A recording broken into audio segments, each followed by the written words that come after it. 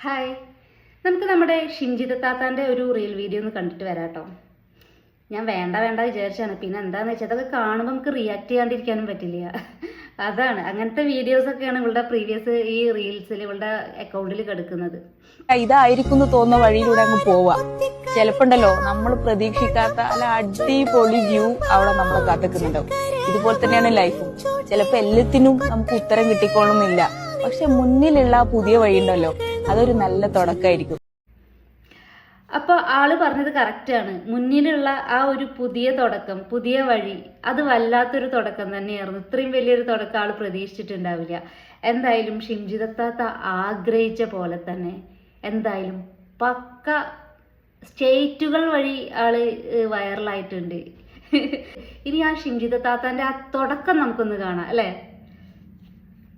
ാണ് ഇപ്പോൾ പോകുന്നത്. ഷിംജിത മുസ്തഫ ഇപ്പോൾ പിടിയിലായിരിക്കുകയാണ്. പോലീസ് ആത്മഹത്യാ പ്രേരണാകുറ്റം ചുമത്തിയാണ് കേസെടുത്തത്. തൊട്ടുപിന്നാലെ ഷിംജിത ഒളിവിൽ പോയിരുന്നു. ഇപ്പോൾ ഷിംജിത പിടിയിലായിരിക്കുന്നു. ആ ദൃശ്യങ്ങളിലേക്കാണ്.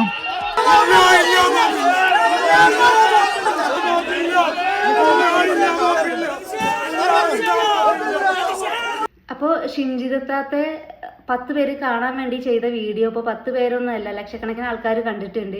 ഇപ്പോൾ എന്തായാലും ഷിംജിത താത്തേനെ റോട്ടിൽ ഇറങ്ങിക്കഴിഞ്ഞാൽ എന്താ പറയുക, മാലയിട്ട് ആദരിക്കാൻ വേണ്ടിയിട്ട് ആൾക്കാർ, ജനങ്ങൾ വരെ ക്യൂ നിൽക്കുകയാണ്.